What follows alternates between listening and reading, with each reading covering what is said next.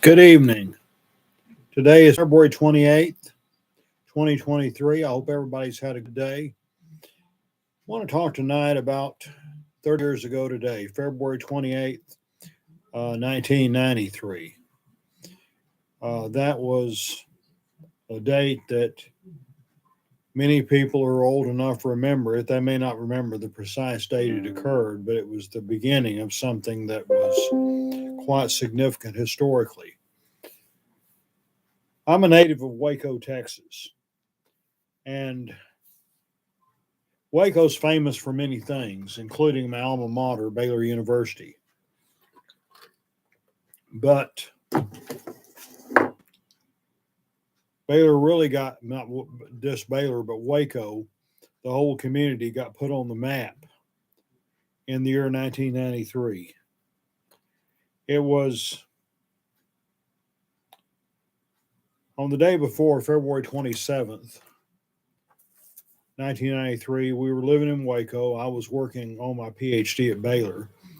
And I walked up at the corner store to get whatever my wife needed. And I looked at the day's edition of the Waco Tribune Herald. And there was an article called The Sinful Messiah, which sounded interesting. I've been following various religious movements down through the years, and I knew considerable amount about the Branch Davidians because I'd met Perry and Mary Jones when they came to the Church State Research Center back in the 70s. And I knew that they were a spinoff of the Seventh-day Adventist. I had followed the case in 1987, the shootout between two rival factions, and the trial in 1988. But Bill Clinton had been in office a couple of months. There was rumors of cutback in federal law enforcement. And Bill Clinton, uh, many law enforcement people didn't think he was really their friend. There was some rumors of a merger between the Federal Bureau of Investigation, the FBI, and the Bureau of Alcohol, Tobacco, and Firearms, ATF. The ATF wanted to maintain their independence, and they thought that it would be really good. They had an appropriations hearing before Congress on March 10th.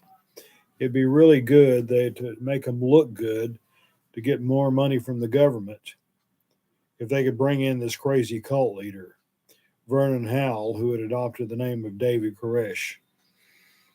And there was nothing at all in the February 27th edition of the Trib. This, by the way, was the first of a series of 7 articles that were expected to be published one day each week. There was nothing in there about a pending ATF raid. But the very next day, that Sunday morning, the ATF attacked the Davidians at Mount Carmel. And 4 ATF agents and 6 Davidians, including Perry Jones, whom I had met back in the 70s, were killed in the initial assault. And it was horrible. At the time, I wasn't pastoring. We were attending Edwards Chapel, AME Church in Waco, and the pastor at the time was the late Daniel Emanuel, a longtime friend of mine. And Daniel, his wife Dorothy, it was at the time of the morning service or shortly thereafter, I forget when, she told my wife, and my wife told me that there had been an assault on the Davidian compound. And of course, it was a lot of different news about that.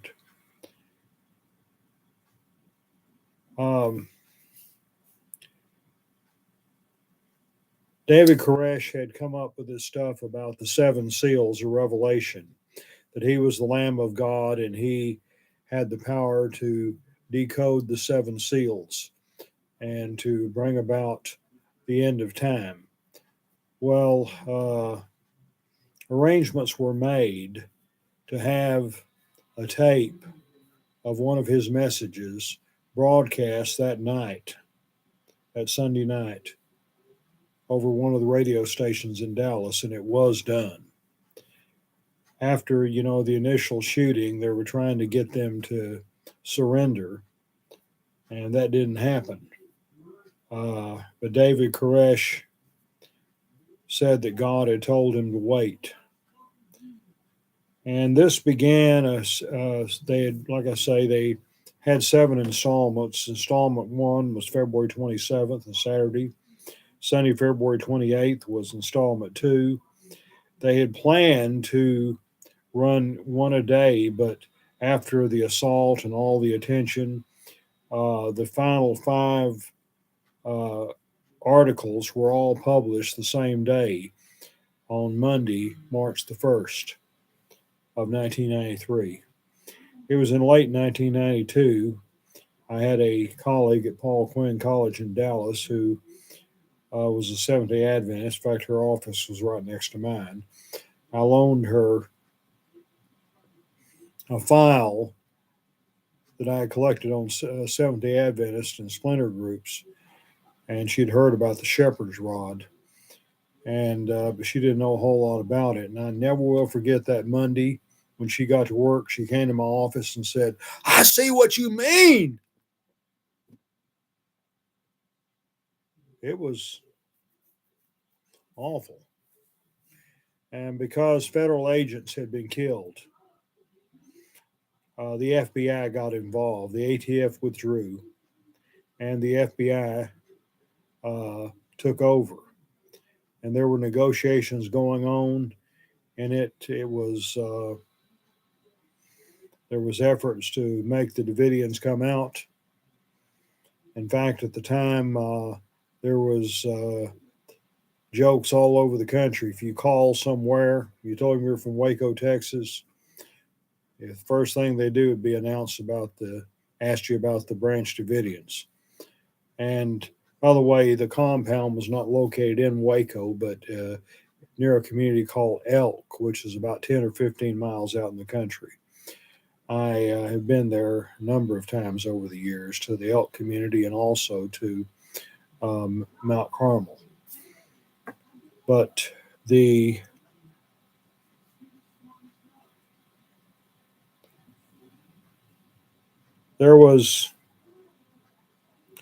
I kept up with it, buying a paper every day, something I normally didn't do.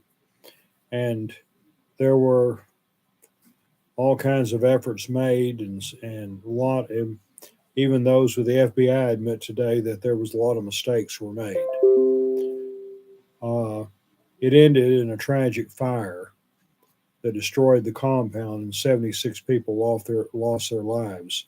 The ATF ran out of patience. By the way, Koresh said that if he was given time to write his interpretation of the 7 seals, God had told him that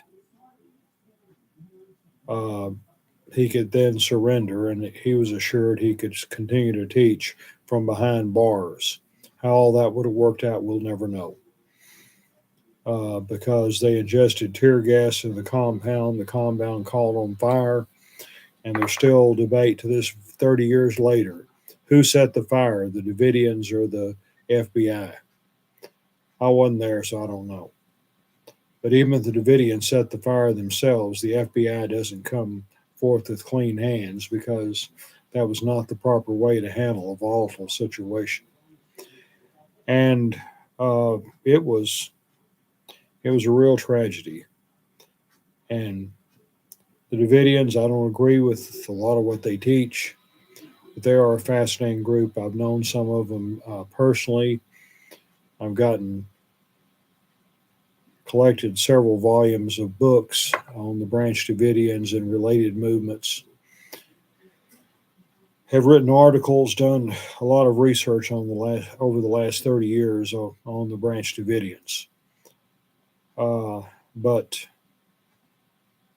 people would say back then about instead of Waco, it was Wacko. And WACO stood for We Ain't Coming Out.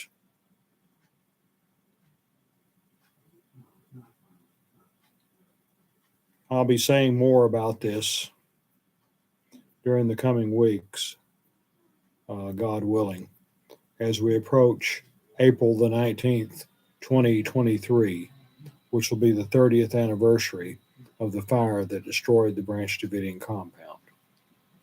Have a great evening.